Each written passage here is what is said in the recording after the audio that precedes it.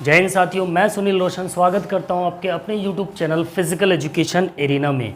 पिछले एक हफ्ते से हमारी क्लास बंद थी, ट्रेनिंग पर्पस की वजह से क्लासेस आपकी नहीं चल पाई। उसके लिए आई एम एक्सट्रीमली सॉरी। ठीक है, क्या करें, स्कूल के वर्क होते हैं और भी काम होते हैं जिनकी वजह से रेगुलरिटी नहीं बन पा रही। बट फिर भी आप बिल्कुल बेफिक्र रहिए, आपका जो BPSC का और UPTCT का पूरा सिलेबस हम पूरा सिलेबस कवर करा कर ही मानेंगे, और वो भी एग्ज़ाम से काफ़ी पहले आपका कवर हो जाएगा। ठीक है, और BPSC की भी आपकी क्लासेस जहाँ तक है बहुत बेहतरीन तरीके से आपको मंडे से मिलेंगी, फुल टॉपिक वाइज मिलेंगी। पहले उसका हम थ्योरी पार्ट रखेंगे, फिर उसके इम्पोर्टेंट MCQs रखेंगे। और यकीन मानिएगा मंडे से जो BPSC का सेशन चलेगा ना, और एक मुश्किल से 15 से 20 दिन के अंदर हम पूरा सिलेबस के अकॉर्डिंग ही चलेंगे, पूरा सिलेबस कवर करेंगे। ठीक है, इसलिए वीडियो में भी बने रहें, साथ में चैनल पे भी बने रहें। और जो भी साथी इस चैनल पे नए हैं, इस चैनल को सब्सक्राइब करके बेल आइकन ज़रूर दबाएं, ताकि ऐसी इन्फॉर्मेटिव वीडियो सबसे पहले आप तक पहुंचती रहे। ओके, चलिए।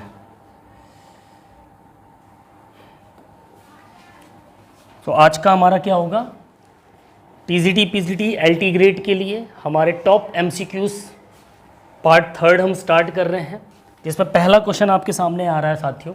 फर्स्ट क्वेश्चन आपसे क्या कह रहा है, क्वेश्चन रीड करेंगे सभी।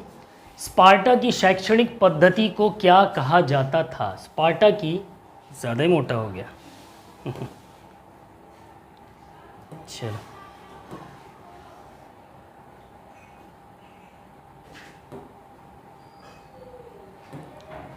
ठीक है। क्या कह रहा है, स्पार्टा की जो शैक्षणिक पद्धति है उसे क्या कहा जाता था? What was the educational method of Sparta called? पाइडो, पैलेस्ट्रा, एगोग या फिर जैमेगो? ठीक है, पाइडो, पैलेस्ट्रा, एगोग या फिर जैमेगो। क्वेश्चन नंबर 1 एक इंपॉर्टेंट क्वेश्चन है, हिस्ट्री ऑफ फिजिकल एजुकेशन से, शारीरिक शिक्षा के इतिहास से लिया हुआ सवाल है। ये सवाल अक्सर आपसे पुटअप होता है, UPTCT और LT ग्रेड में ऐसे सवाल आपको देखने को मिलेंगे। क्या होगा क्वेश्चन का सही जवाब? सभी के आंसर आने चाहिए। क्वेश्चन नंबर 1 का जो करेक्ट आंसर होगा वो क्या होगा? बिल्कुल, अगर आप जाते हैं ऑप्शन सी के साथ, एगोग। ठीक है, स्पार्टा की जो शैक्षणिक पद्धति थी उसे हम क्या बोलते थे? उस समय वहाँ के लोग उसे क्या बोलते थे? एगोग बोलते थे। ठीक है, नेक्स्ट क्वेश्चन की बात करें। अगला क्वेश्चन आपसे कह रहा है, राजकुमारी अमृत कौर कोचिंग योजना अक्टूबर 1961 को समाप्त हो गई। ध्यान से समझिएगा क्वेश्चन, अक्टूबर 1961 में क्या हो गई? समाप्त हो गई। क्योंकि, किस वजह से, किस रीज़न से समाप्त हो गई? एक इंपॉर्टेंट क्वेश्चन है। ठीक है, अक्सर आप लोग क्या पढ़ के जाओगे कि राजकुमारी अमृत कौर कोचिंग स्कीम, क्या वाइट आ रहा है? कहाँ वाइट आ रहा है? इसकी डार्कनेस थोड़ी कम कर दो।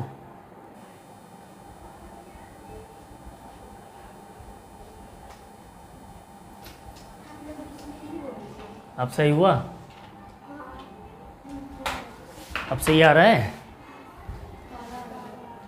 अब ब्लैक हो गया क्या? फेस ब्लैक हुआ?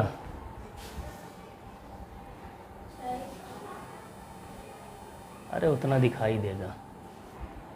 अब सही है? चलिए, टेक्निकल इशू, डोंट वरी। एक इम्पॉर्टेंट क्वेश्चन है, राजकुमारी अमृत कौर कोचिंग योजना में हम क्या पढ़ के जाते हैं कि वो कब स्टार्ट हुई, किस वजह की योजना, किस लिए स्टार्ट की गई। बट यहाँ क्या पूछ लिया आपसे कि 1961 में ये योजना समाप्त हो गई, किस वजह से समाप्त हुई? ऑप्शन है आपके सामने, राष्ट्रीय खेल महासंघ में से कोई समर्थन प्राप्त करने में विफल। ठीक है, राष्ट्रीय खेल संस्थान पटियाला के साथ उसका विलय कर दिया गया, इस वजह से समाप्त हुई, या फिर वांछित परिणाम नहीं मिल सके। ठीक है, सरकार पर अनावश्यक बोझ साबित हुई ये स्कीम। ठीक है, the Rajkumari Amrit Kaur coaching scheme cease to exist in October 1961 because. Question number 2 एक इंपॉर्टेंट क्वेश्चन है, किस वजह से 1961 में राजकुमारी अमृत कौर कोचिंग स्कीम योजना को समाप्त कर दिया गया, बंद कर दिया गया? जल्दी से बताएंगे। क्वेश्चन नंबर 2 का करेक्ट आंसर क्या होगा साथियों? किस वजह से क्लोज कर दी गई थी? बिल्कुल, अगर आप जाते हैं ऑप्शन बी के साथ, राष्ट्रीय खेल संस्थान पटियाला के साथ इसका विलय कर दिया गया था। ठीक है, किसके साथ? राष्ट्रीय खेल संस्थान पटियाला NIS, ठीक है, या NIS भी बोल सकते हो, नेशनल इंस्टीट्यूट ऑफ स्पोर्ट्स, या Netaji Subhash Chandra Bose national institutes of sports. इसके साथ क्या हो गया, राजकुमारी अमृत कौर कोचिंग स्कीम का विलय कर दिया गया, उसके अंदर सम्मिलित कर दिया गया, इस वजह से इसको समाप्त कर दिया गया। मतलब इसमें जो भी फैसिलिटीज़ दी जा रही थी राजकुमारी अमृत कौर कोचिंग स्कीम में, वो अब इस संस्था के साथ इंक्लूड कर दी गई, विलय कर दिया गया, ठीक है। नेक्स्ट, और एक और चीज़, इसकी जो स्थापना हुई थी वो भी कब हुई थी, 1961 में। 1961 में NSNI, Netaji Subhash national institute of sports की जो स्थापना हुई थी वो कब हुई थी, 1961। कहाँ हुई थी, पटियाला में हुई थी, ध्यान रखिएगा, पटियाला। ओके, नेक्स्ट क्वेश्चन पे चलें। अगला क्वेश्चन नंबर 3 आपसे कह रहा है, तीसरा क्वेश्चन एक इंपॉर्टेंट क्वेश्चन है, उससे पहले हम देख लें कि राजकुमारी अमृत कौर कोचिंग स्कीम कब स्टार्ट हुई, 1953 में।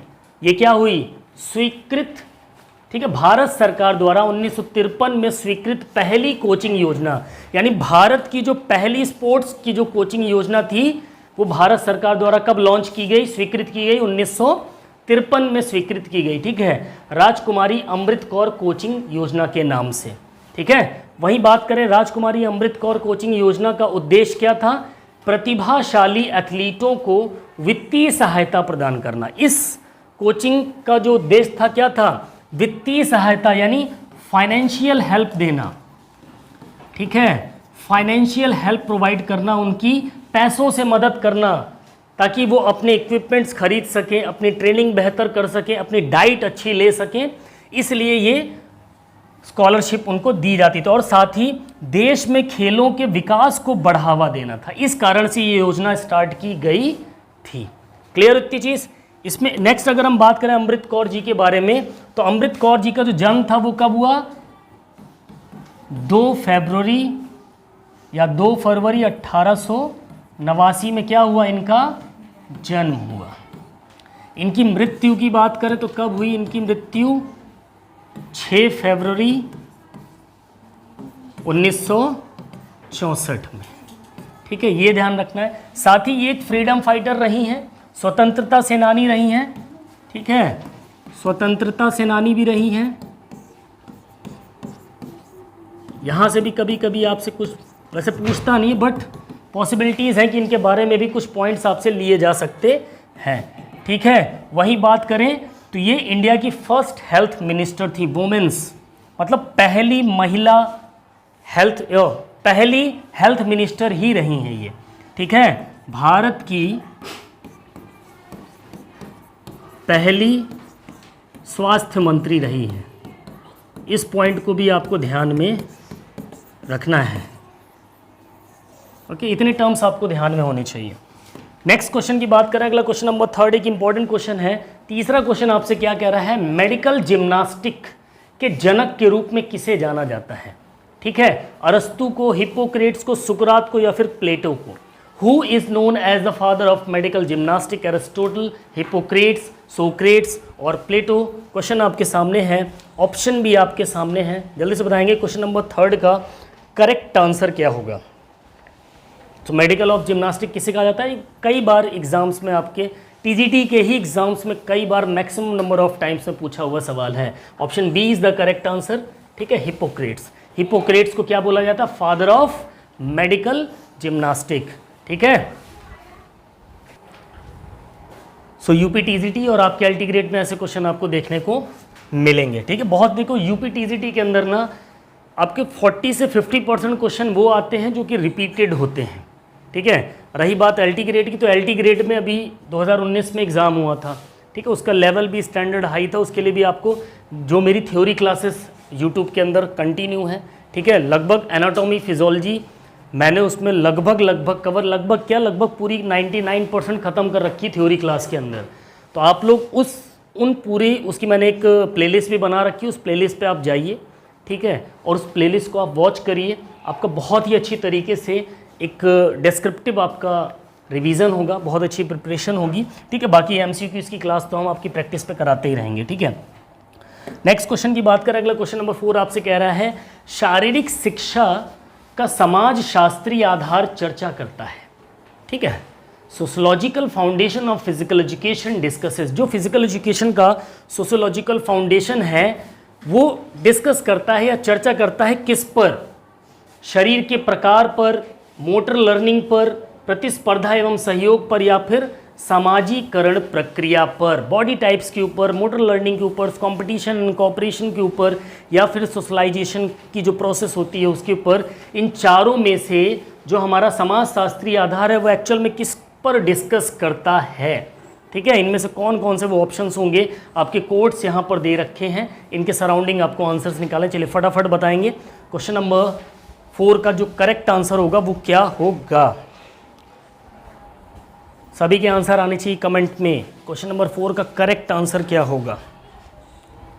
चलिए, बिल्कुल इसका जो करेक्ट आंसर होगा that is option D is the correct answer. ठीक है, 3rd and 4th। यहाँ ABCD हो गया, आप हिंदी पे जाइए, उसको 1 2 3 4 कर लीजिएगा। ठीक है, 3rd and 4th यानी प्रतिस्पर्धा एवं सहयोग और समाजीकरण की जो प्रक्रिया है इन पर चर्चा करता है हमारा समाजशास्त्रीय आधार। शारीरिक शिक्षा का जो समाजशास्त्रीय आधार है, सोशियोलॉजिकल फाउंडेशन है फिजिकल एजुकेशन का, वो बेसिकली आपकी कंपटीशन एंड कोऑपरेशन और सोशलाइजेशन की जो प्रोसेस है इसको डिस्कस करता है या इसको आगे बढ़ाने की प्रयास करता है। ठीक है, नेक्स्ट क्वेश्चन की हम बात करें। अगला क्वेश्चन क्या कह रहा है? एक इंपॉर्टेंट क्वेश्चन है, ध्यान रखिएगा। ठीक है, ऐसे क्वेश्चन आपको देखने को मिलेंगे। यदि कोई व्यक्ति 0.3 लीटर ऑक्सीजन प्रति मिनट की खपत करता है, ठीक है, कोई व्यक्ति 0.3 लीटर ऑक्सीजन प्रति मिनट की खपत करता है तो वह प्रतिदिन कितनी ऑक्सीजन खपत करता है? एक आदमी है या एक खिलाड़ी मान लो, वो 0.3 यानी 1 मिनट के अंदर 0.3 लीटर ऑक्सीजन खर्चा कर डालता है वो, तो पूरे दिन में कितना खर्चा करेगा ये पूछा है आपसे। 432 litre oxygen per day, 480 litre oxygen per day, 420 litre oxygen per day, या 438 litre oxygen per day. So question number 5 एक इंपॉर्टेंट क्वेश्चन है, जल्दी से बताएंगे। क्वेश्चन नंबर 5 का करेक्ट आंसर क्या होगा? If a person consumes 0.3 liter oxygen per minute, then consumes oxygen per day is 480।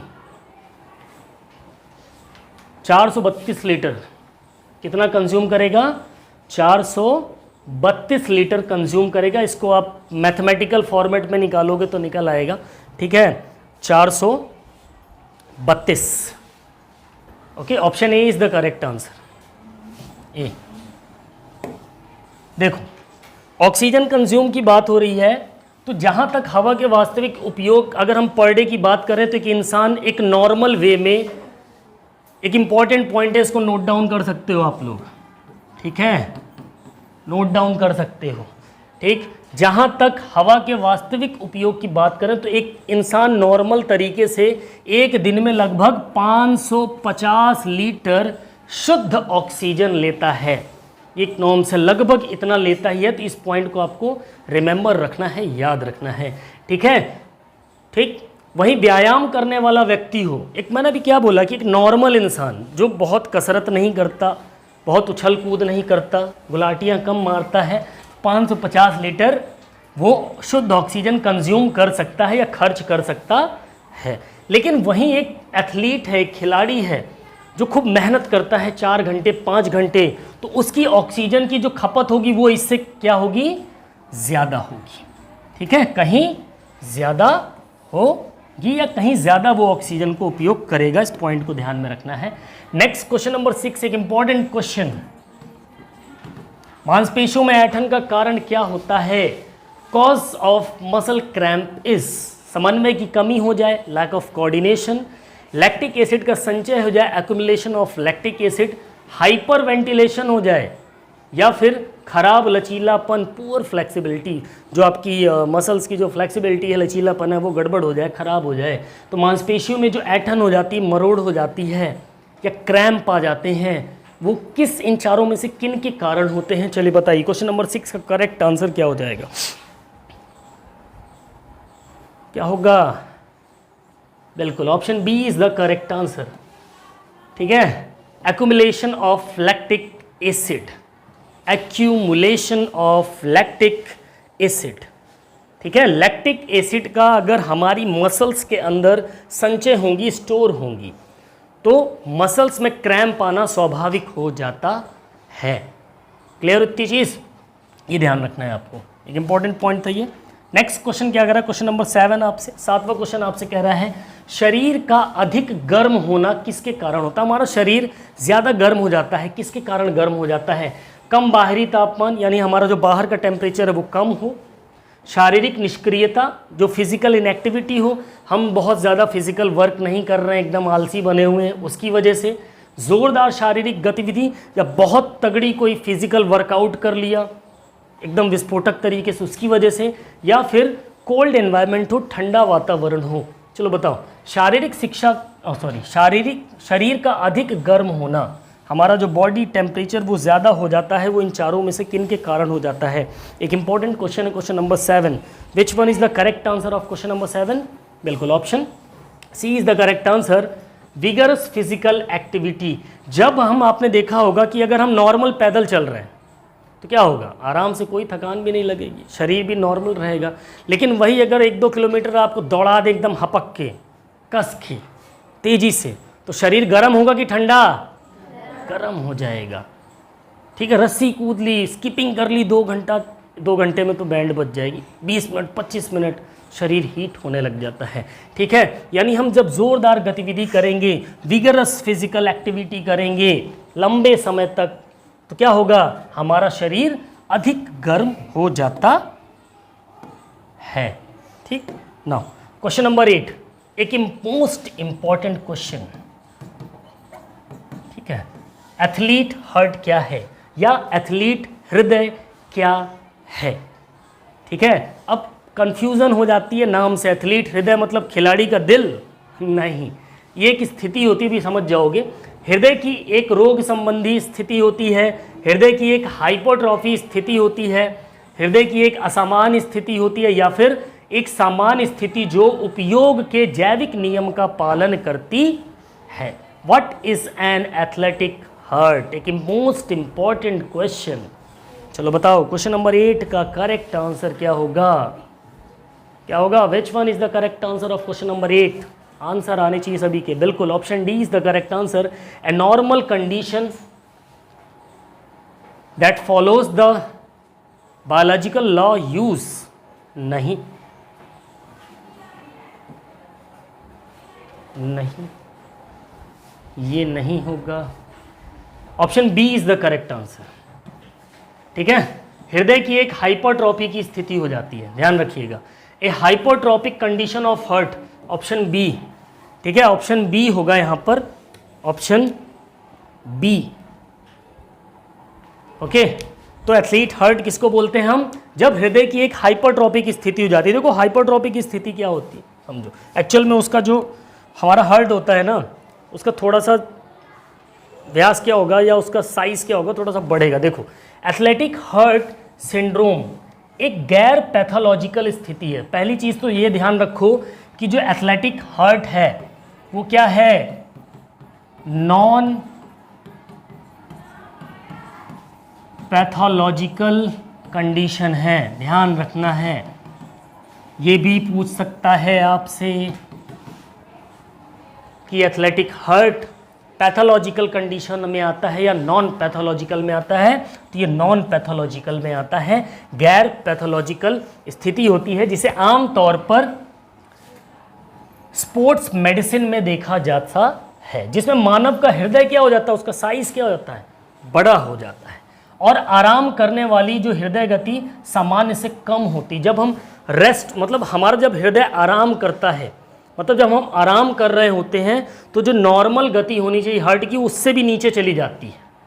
ठीक है, ये होता है आपका एथलेटिक हार्ट। हमारा जो नॉर्मल हार्ट होता है आपको कुछ ऐसा दिख रहा है, ठीक है, ज़्यादा डिफरेंस नहीं है, लेकिन अगर आप देख पाओगे तो जो ये वॉल्व है, हार्ट की जो मसल है, ठीक है, ये जो हार्ट की मसल है, ये क्या हो जा रही है, ये चौड़ी मोटी हो जा रही है। क्या हो जा रही है, मोटी हो जाती है, फैल जाती है। और यहाँ पर अगर आप देखोगे तो यहाँ छोटी है, ये नॉर्मल हार्ट है। ठीक है, वहीं एनलार्ज लेफ्ट वेंट्रिकल, ये भी पॉइंट आपको ध्यान रखना है, जो आपका बायां निलय होता है, ठीक है, वो बड़ा हो जाता है। इस कंडीशन में आपका बायां निलय बड़ा हो जाता है, एनलार्ज हो जाता है। बायां निलय, जो ये आपका बायां निलय है, ठीक है, 4 भाग में आपका डिवाइड होता है। ठीक है, राइट आर्टरियम, हार्ट आपका कितने पार्ट में डिवाइड होता है, राइट आर्टरियम हो गया, राइट वेंट्रिकल हो गया, लेफ्ट आर्टरियम हो गया, लेफ्ट वेंट्रिकल होगा। तो जो आपका ये लेफ्ट वेंट्रिकल वाला पार्ट है, ये कैसा हो जाता है, ये बड़ा हो जाता है, एनलार्ज हो जाता है। ठीक है, इतनी चीज़ आपको ध्यान रखनी, एक इंपॉर्टेंट पॉइंट है, ऐसे सवाल आपसे पूछे जाते हैं। नेक्स्ट क्वेश्चन की बात करें, अगला क्वेश्चन नंबर 9 आपसे क्या कह रहा है। 9वां क्वेश्चन आपसे कह रहा है साथियों, चलो, रक्त का थक्का जमने के लिए निम्नलिखित में से कौन सा मुख्य रूप से जिम्मेदार, एक इंपॉर्टेंट क्वेश्चन है। ठीक है, एक इंपॉर्टेंट क्वेश्चन है कि जो ब्लड कोगुलेशन होता है हमारी शरीर में, उसके लिए रिस्पॉन्सिबल कौन है। ल्यूकोसाइट्स हैं, फैगोसाइट्स हैं, थ्रोम्बोसाइट्स हैं, या फिर हीमोग्लोबिन है। Which of the following mainly responsible for clotting of blood और कोगुलेशन ऑफ ब्लड, जल्दी बताएं। क्वेश्चन नंबर 9 का करेक्ट आंसर क्या होगा। बिल्कुल, option C is the correct answer, thrombocytes. ठीक है, जो थ्रोम्बोसाइट्स होती हैं वो आपका ब्लड कोगुलेशन या रक्त का थक्का जमने के लिए जिम्मेदार होती है। इसके लिए मैंने डीपली पढ़ा रखा है थ्योरी क्लास में। ठीक है, बहुत से लोग बोलेंगे सर इसको एक्सप्लेन कर दो, मैं बोलूँगा आप मेरी थ्योरी क्लास में एंटर करिए जा करके, उसमें ब्लड, हार्ट, सब कुछ मैंने डीपली, ये सारे पॉइंट्स मैंने इलेबोरेट करके पढ़ा रखे हैं। ठीक है, ओके, तो यहाँ भी क्वेश्चन सॉल्व कर रहे हैं तो इसी पे ध्यान देंगे ज़्यादातर। ओके, नेक्स्ट क्वेश्चन की बात करें, अगला क्वेश्चन है, पेशी संकुचन का स्लाइडिंग फिलामेंट का सिद्धांत किसके द्वारा दिया गया था। ठीक है, sliding filament theory of muscles contraction was given by, जो स्लाइडिंग फिलामेंट थ्योरी थी मसल्स की, वो किसके द्वारा दी गई। तो सब आपसे कभी कभी ये भी पूछ लेता है कि स्लाइडिंग फिलामेंट थ्योरी जो है, ठीक है, वो किससे संबंधित होती है। तो ये आपकी संबंधित होती है किससे, मसल कॉन्ट्रैक्शन से। ये पॉइंट भी आपको ध्यान होना चाहिए। एक्टिन, मायोसिन, मसल फाइबर, ज़्यादा बात, चलो, तो किसके द्वारा दिया गया, पाइथागोरस के द्वारा, न्यूटन के द्वारा, डार्विन के द्वारा, हक्सले के द्वारा। अब पाइथागोरस क्या है, पाइथागोरस तो एक प्रमेय है, एक थ्योरम है, तो ये तो होगा ही नहीं। न्यूटन ने तो क्या दिए थे, किसके लॉ बताए थे, न्यूटन ने किसके नियम बताए थे। चलो कमेंट करके बताना, न्यूटन के कितने नियम हैं। 3 नियम थे ना, वो 3 नियम किसके बताए थे। न्यूटन के अगर नियम की बात करें, यहाँ से भी कभी कभी आपसे क्वेश्चन पूछ लेता है।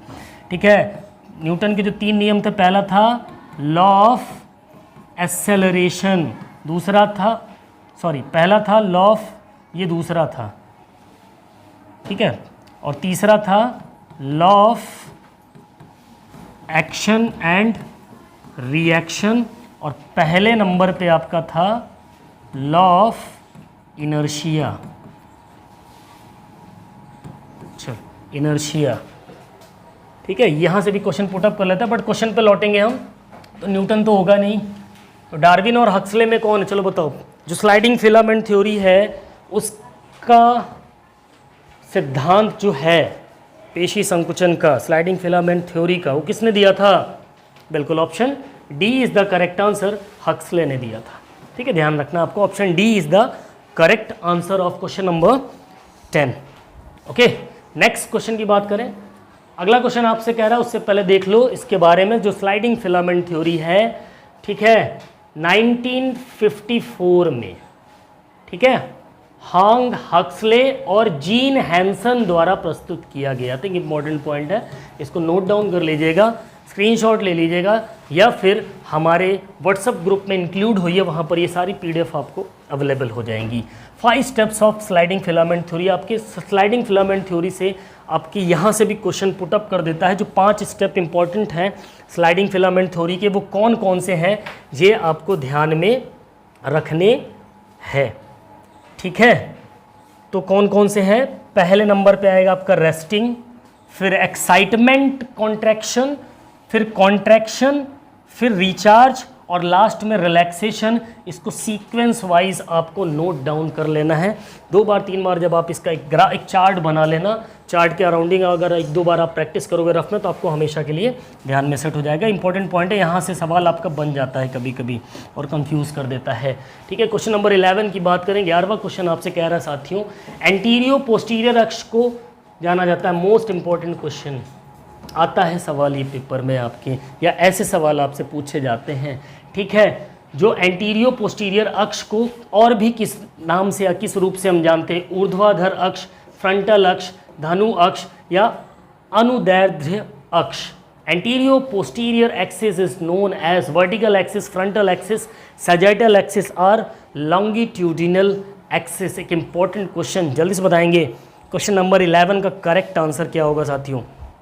बिल्कुल, क्वेश्चन नंबर 11 का करेक्ट आंसर होगा सैजिटल एक्सिस।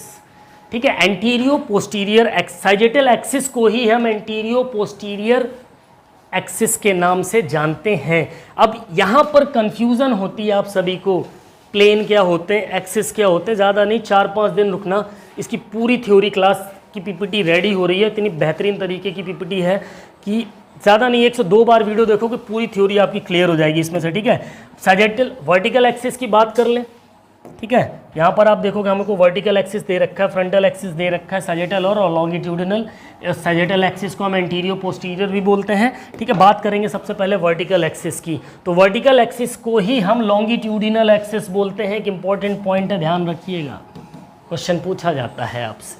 ठीक है, वर्टिकल एक्सिस को ही हम क्या बोलते हैं? लॉन्गिट्यूडिनल एक्सिस कहते हैं। यह अक्ष सिर के ऊपर से सीधे नीचे की ओर जाता है। ठीक है, ध्यान समझिएगा, सिर के ऊपर से सीधे कहाँ जा रहा है? नीचे की ओर जा रहा है। ठीक है, और ट्रांसवर्स प्लेन को एक राइट एंगल में काटता है। देखो समझ लो, सर के ऊपर से सीधा नीचे की ओर जाएगा। ठीक है, सर के ऊपर से कहाँ जाएगा? सीधा नीचे की ओर जाएगा। और जो आपका ट्रांसवर्स प्लेन है, ठीक है, ये आपकी क्या करेगा? इसको एकदम सर के ऊपर से नीचे की ओर ले जा रहा है। और ये आपका जो ट्रांसवर्स प्लेन है, ठीक है, इसको राइट एंगल में काट रहा है। आप देख लो, राइट एंगल किसको बोलते हैं? जो 90 अंश का होता है। तो यहाँ पर 90 अंश बन रहा है, यहाँ पर भी 90 अंश बन रहा है, यहाँ पर भी 90 अंश बन रहा है, यहाँ पर भी आपका 90 अंश बन रहा है। ठीक है, तो ये जो आपका वर्टिकल एक्सिस है, ये क्या काम करता है? सिर के ठीक बीचों बीच से, सिर के ऊपर से सीधे नीचे तक जाएगा। और आपका जो ट्रांसवर्स प्लेन है, जो शरीर को 2 हिस्से में बांटता है। ट्रांसवर्स प्लेन क्या करता है? कमर से ऊपर और कमर से नीचे के शरीर के 2 हिस्सों में बांट देता है। और उसी में ये कौन सा एंगल बना देता है? लॉन्गिट्यूडिनल एक्सिस 90 अंश का कोण बना देता है, या इसको हम राइट एंगल बोल सकते हैं या समकोण बोल सकते हैं। इस पॉइंट को आपको ध्यान में रखना। और ये एक इंपॉर्टेंट पॉइंट है कि वर्टिकल एक्सिस को हम लॉन्गिट्यूडिनल एक्सिस भी कहते हैं। ठीक है, नेक्स्ट अगर हम बात करें तो फ्रंटल एक्सिस। अब फ्रंटल एक्सिस क्या होता है? फ्रंटल एक्सिस वो होता है जो आपके शरीर को बीचों बीच से काट दे। एक हिस्सा राइट साइड का बाहर, अगर मैं ऐसे खड़ा हो जाऊं तो जैसे ये खड़ा है ना, सिंपल यहीं पर आप समझ लो, ध्यान से देखो, इस शरीर को इसने क्या किया है? सॉरी, ये तो सैजिटल का हो गया। ठीक है, सैजिटल का। फ्रंटल एक्सिस क्या करता है? ठीक आपको लेफ्ट और राइट से एकदम डिवाइड कर देता है। ठीक है, देखो, फ्रंटल एक्सिस एक सीधी रेखा जो शरीर के केंद्र से होकर दाएं और बाएं से, लेफ्ट और राइट से, शरीर का केंद्र कहाँ होता है? जहां हमारी सेंटर ऑफ ग्रेविटी होती, नाभि होती है। तो यहां से लेफ्ट और राइट में एकदम बीचों बीच से काट देता है। ठीक है, ये आपको डॉटेड लाइन जो दिख रही है, ये वाली, ठीक है, यही आपकी क्या है? Frontal axis. यहां से आपको काटेगी। और सैजिटल जो प्लेन होता है, जो सैजिटल प्लेन होगा, जो मैंने स्टार्ट में बता दिया, सैजिटल प्लेन आपकी बॉडी को, अगर मैं ऐसे खड़ा हो जाऊं तो बॉडी को एक हिस्सा इधर कर देगा और एक हिस्सा इधर कर देगा। ये सैजिटल प्लेन है। ठीक है, ओके, चलिए। और इसका उपयोग किसी वस्तु के घूर्णन व वर्णन करने के लिए किया जाता है। सर्कमडक्शन और रोटेशन करने के लिए इसका इस्तेमाल हम करते हैं।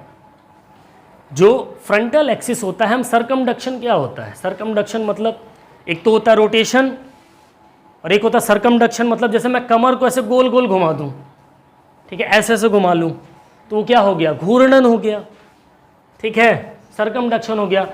ठीक, क्लियर इतनी चीज। तो ये घूर्णन और रोटेशन में भी काम करता, वर्णन में भी काम करता है, घूर्णन और वर्णन में भी काम करता है, ठीक है।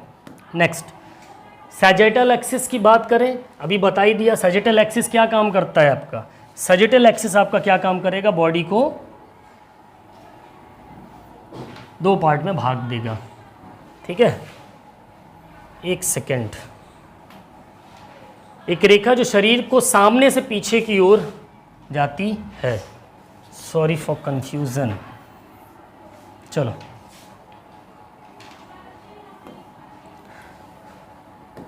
तो जो सैजिटल एक्सिस होगा वो क्या काम करेगा, आपकी जो बॉडी होगी, आपका जो बॉडी का पार्ट होगा सामने वाला, शरीर के ठीक बीच से आधा पार्ट आगे निकाल देगा और आधा पार्ट फ्रंट वाले हिस्से को फ्रंट पे ला देगा, बैक वाले हिस्से को बैक में कर देगा। ये काम आपके सैजिटल एक्सिस का होता है, ठीक है। वो हमने प्लेन की बात करी थी, यहाँ एक्सिस की बात हो रही है, ठीक है।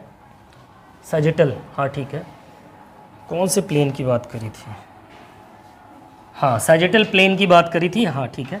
ये हमारी एक्सिस की बात हो रही, सैजिटल एक्सिस की बात करेंगे तो आगे वाले हिस्से को, जो हमारा चेहरे से लेके आगे, चेस्ट से लेके पूरा पार्ट दिख रहा है, उसको आगे कर देगा और बैक साइड के हिस्से को पीछे साइड से एक एक अलग अलग भाग में बांट देता है। वो सैजिटल एक्सिस होती है, जो सामने से पीछे की ओर जाती है। किधर जाती है, सामने से पीछे की ओर जाती है, उसके केंद्र से होकर गुजरती है। इसे अग्रपृष्ठ या एंटीरियो पोस्टीरियर एक्सिस भी कहा जाता है। जो हमारा क्वेश्चन था उसका जो आंसर था वो यही था, ठीक है।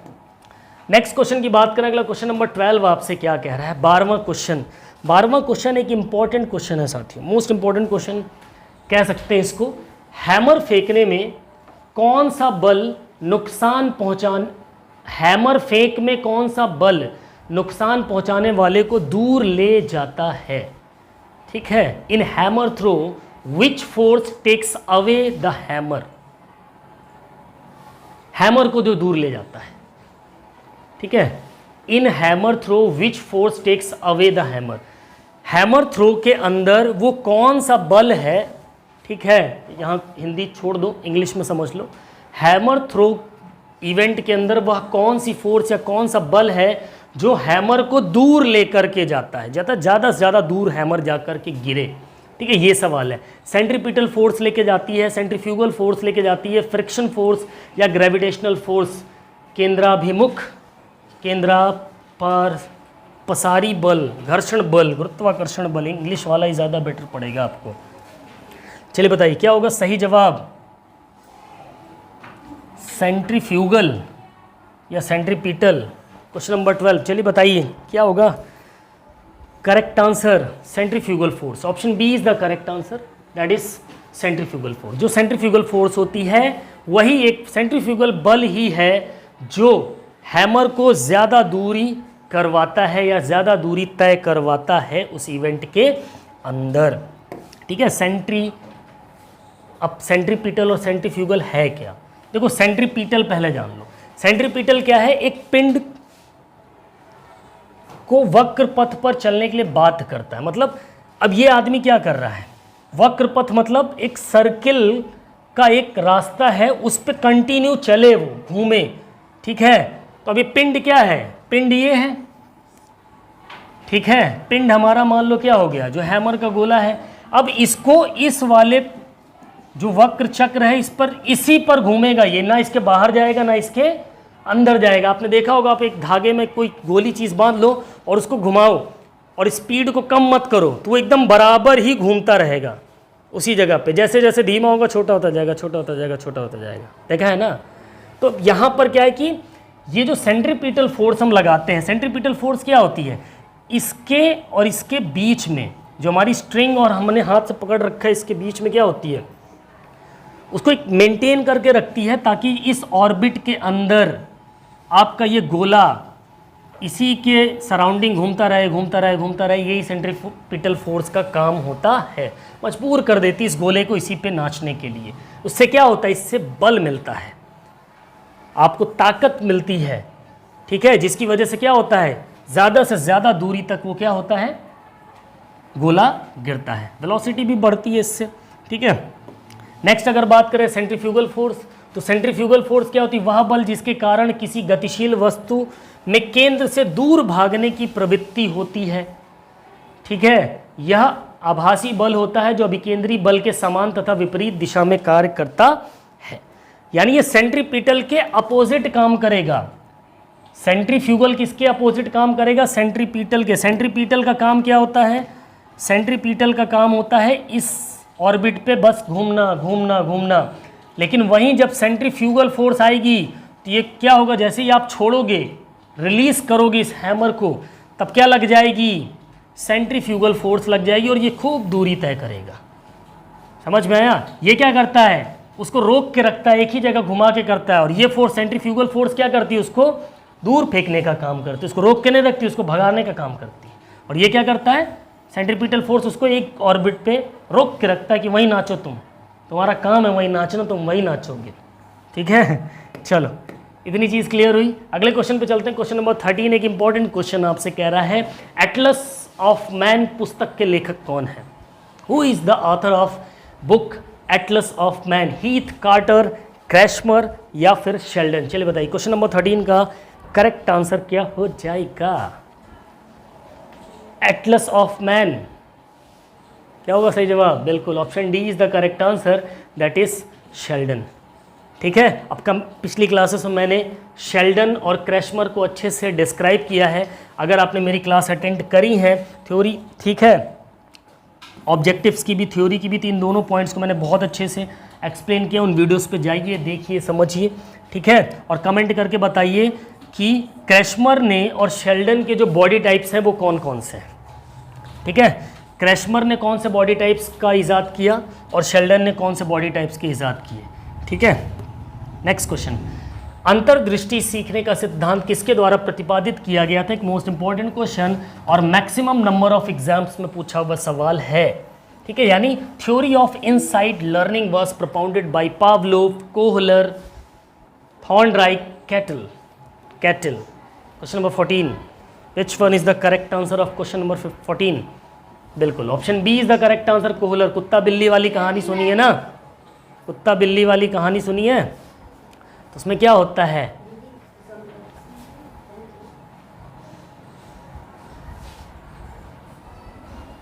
ठीक है। सो कोहलर ने इनसाइड थ्योरी ऑफ लर्निंग को प्रोपाउंड किया था, इसका आविष्कार किया था। उसमें कुछ ऐसे था ना कि जानवरों के ऊपर शोध करते थे वो, ठीक है, कि केला रख दिया, फिर या बिल्ली की घंटी वाला भी एक था। ठीक है, पढ़ा था हमने, बीपी में पढ़ा था। ठीक है, पढ़ाएंगे जब इसको और अच्छे से क्लियर करेंगे। कुछ चीज़ें मुझे भी रिवीजन करनी पड़ती, बिना रिवीजन के थोड़ी ना होती चीज़ें, सारी चीज़ें एक इंसान को नहीं याद रह सकती हैं। ठीक है, और 6 दिन से ट्रेनिंग पे थे तो कहीं ना कहीं बॉडी शिथिल हो जाती है। जब आपकी आदत छूट जाती पढ़ाने की ना, तो चीज़ें थोड़ी सी डिस्ट्रैक्ट होती हैं। ओके, तो अंतर्दृष्टि के सीखने का सिद्धांत किसने प्रोपाउंड किया, मिस्टर कोहलर ने प्रोपाउंड किया था। ठीक है, नेक्स्ट क्वेश्चन नंबर 15, शरीर में 1 ग्राम कार्बोहाइड्रेट से कितनी एनर्जी प्राप्त होगी। चलो बताओ, एक इंपॉर्टेंट क्वेश्चन, नोट्स बना के डाल लीजिए इसको, ये क्वेश्चन आता ही आता है। ठीक है, शरीर में अगर 1 ग्राम कार्बोहाइड्रेट से हमें कितनी ऊर्जा प्राप्त होगी, 10.4 कैलोरी ऊर्जा, 6.8 कैलोरी ऊर्जा, 4.28 या फिर 2.68 कैलोरी ऊर्जा। एक आसान क्वेश्चन है, सभी के आंसर आने चाहिए क्वेश्चन नंबर 15 में। बिल्कुल, क्या होगा सही जवाब, 4.28 कैलोरी एनर्जी प्राप्त होती है, या 4.2 भी बोल सकते हो या 4.28 भी बोल सकते हो। ठीक है, ये ध्यान रखना है। प्लस प्रोटीन से कितनी मिलती है, इसके साथ साथ आप जरूरी थोड़ी यही क्वेश्चन आ जाए, आपसे पूछ लेगा प्रोटीन से कितनी मिलती है भैया, ठीक है, विटामिन से कितनी मिलती है भैया, ठीक, और क्या था, फैट से कितनी मिलती है 1 ग्राम। अब विटामिन से एनर्जी मिलती है क्या, विटामिन से हमें किसी भी प्रकार की कोई एनर्जी, अच्छा चलो कमेंट करके बताना, विटामिन में एनर्जी मिलती है कि नहीं मिलती है? विटामिन में मिलती है कि प्रोटीन में मिलती है? इन दोनों में से बता देना, ठीक है। नेक्स्ट, आंतरिक प्रेरणा में शामिल है। Intrinsic motivation includes, intrinsic motivation में कौन सी चीज़ इंक्लूड होती है? ज्ञान, एक प्रशंसा, प्रशंसा या पुरस्कार, नॉलेज, अकम्प्लिशमेंट, एक कंप्लिशमेंट, प्रेज या फिर अवार्ड। चलो बताओ क्या होगा सही जवाब इसका? क्वेश्चन नंबर 16 साइकोलॉजी का क्वेश्चन है। क्या क्या चीज़ें शामिल होती है इसमें? कोड्स के हिसाब से आंसर देने हैं आपको, ठीक है। क्या होगा सही जवाब?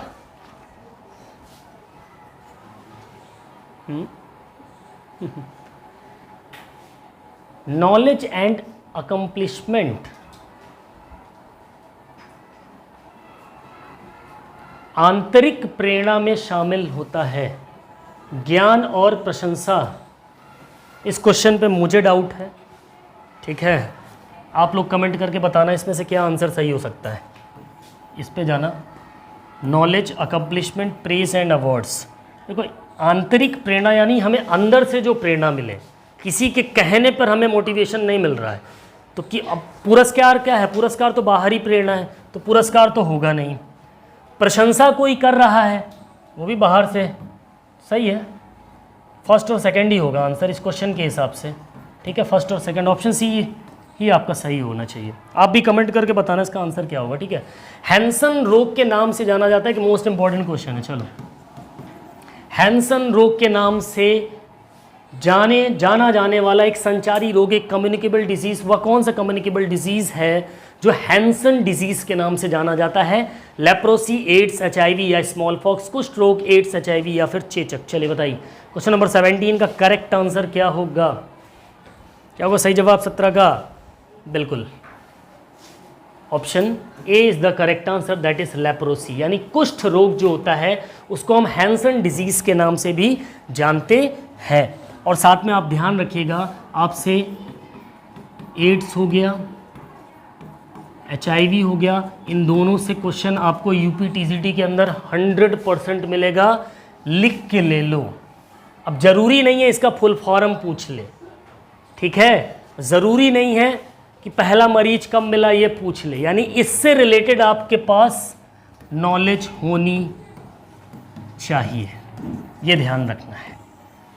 अब मैं यहाँ एक पॉइंट लिखा दूँ कि इसका फुल फॉर्म होता है एक्वायर्ड इम्यूनोडेफिशिएंसी सिंड्रोम ह्यूमन इम्यूनोवायरस। ये सबको पता है, ठीक है। लेकिन इससे रिलेटेड जितने भी टर्म्स हैं, इस अब एचआईवी की पहचान के लिए कौन सा टेस्ट कराया जाता है, ये सारी चीज़ें आपको पता होनी चाहिए। शायद एलिसा जांच होती है क्या?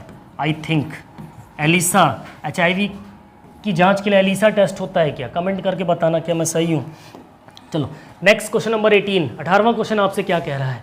शारीरिक शिक्षा कक्षा में विषय वस्तु प्रस्तुत करने का सही क्रम चुने। वेरी मोस्ट इंपॉर्टेंट क्वेश्चन, ठीक है। फिजिकल एजुकेशन की क्लास के अंदर आपको अपना सब्जेक्ट मैटर रिप्रेजेंट करना है, प्रस्तुत करना है, तो उसके लिए सही क्रम क्या होगा? सुधार, प्रदर्शन, मूल्यांकन या फिर अभ्यास? प्रदर्शन, सुधार, अभ्यास या फिर मूल्यांकन? अभ्यास, सुधार, मूल्यांकन या फिर प्रदर्शन? प्रदर्शन, अभ्यास, सुधार या मूल्यांकन? चलो बताओ क्वेश्चन नंबर 18, एक most important question, which one is the correct answer? क्या होगा सही जवाब? देखो फिजिकल एजुकेशन के अंदर जो भी एक्टिविटी है, फिजिकल एजुकेशन की जो क्लासेस होती है मैक्सिमम ग्राउंड पे होती हैं, क्योंकि हमारी चीज़ें फिजिकल से रिलेटेड है तो ग्राउंड एक्टिविटीज़ ज़्यादा होती है। तो ग्राउंड एक्टिविटी में मुझे पीटी सिखानी है, तो पीटी में मैं सबसे पहले सुधार करने लग जाऊंगा। क्या सुधार करूंगा? यानी ये गलत है। पहले प्रदर्शन करूंगा, चलो ये तो ठीक है, प्रदर्शन करूंगा, लेकिन प्रदर्शन करने के बाद मैं तुरंत सुधार कर दूंगा, यानी ये भी नहीं होगा। यानी पहले नंबर पे तो क्या आएगा? मैं पहले करके दिखाऊंगा ना। मुझे बच्चों को पीटी सिखानी तो मुझे पहले करके दिखानी पड़ेगी।